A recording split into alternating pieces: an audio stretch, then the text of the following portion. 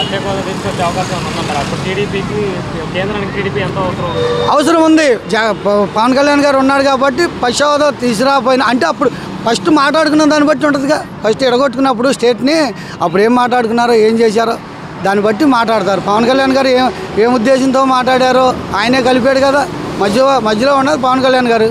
పవన్ కళ్యాణ్ గారి మాట తీరు మన చంద్రబాబు నాయుడు గారు వాళ్ళిద్దరు కలిసి మాట్లాడి కేంద్రంతో మాట్లాడి చేపిస్తారు. ఫస్ట్ 23 సీట్లు ఇస్తారు. 23 నుంచి 2 సీట్లు తగ్గి 27 వచ్చారు.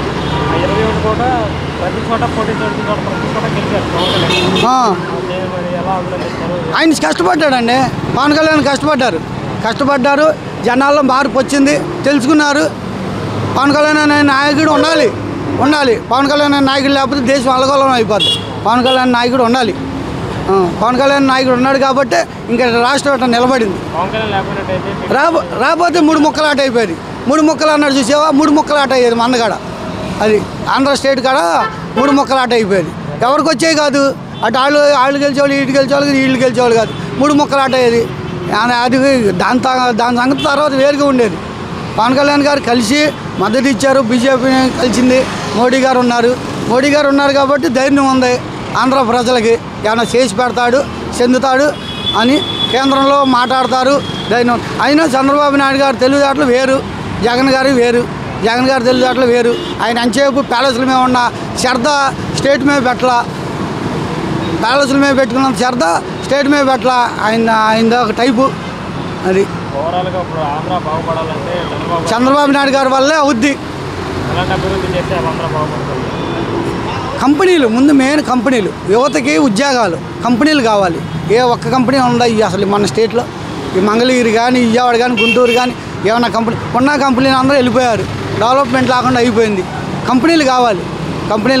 చదువుకున్న పిల్లలకు ఉద్యోగాలు రావాలి. వాళ్ళు ఏం చేయక్కర్లా. పిల్లలకు ఉద్యోగాలు తెచ్చిపెట్టి కంపెనీలు తెస్తే వాళ్ళు బతికేస్తారు. నువ్వు డబ్బులు ఏమి ఇవ్వక్కర్లా. నువ్వు డబ్బులు ఇచ్చి జనాలు అంగ తీసుకోక్కర్లా. కంపెనీలు తీసుకొచ్చి మన ఎవరి భవిష్యత్తు వాళ్ళు బతుకుతారు. అన్నీ ఉంటే పని వాళ్ళకి పని ఉంటుంది.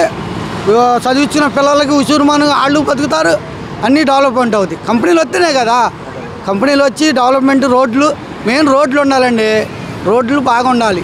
ఏ ఊరు వెళ్ళినా రోడ్లు పరిపాలన. ఇప్పుడు కేసీఆర్ గారు చేశారు, రోడ్లు బాగా చేసుకున్నారు. నెంబర్ 1 కొండి ఇవాళ తెలంగాణలో రోడ్లు ఏ పక్క వెళ్ళినా కేసీఆర్ గారు మెచ్చుకోవాల్సిందల్లా. నాకు పరిపాలన గురించి అంత అవగాహన లేదు కానీ వాళ్ళది రోడ్లు మట్టికి నెంబర్ 1 చేశారు కేసీఆర్. అది ఒకటి బాగా నాకు తెలుసు కేసీఆర్ గురించి. ఇక తర్వాత వాళ్ళ పరిపాలన వాళ్ళు ఎక్కడో ఉన్నారు, మనం ఇక్కడే ఉన్నాం. మన స్టేట్కి వాళ్ళ స్టేట్కి మనకు చాలా దూరం. రోడ్లు మట్టుకంటావా నేను లారీ ఫీల్డ్ కాబట్టి చూసా. నెంబర్ 1గా ఉండే రోడ్లు. మన పక్కన రాష్ట్రాలు అటు ఒరిస్సా రోడ్లు బాగుంటాయి, ఇటు తెలంగాణ రోడ్లు బాగుంటాయి.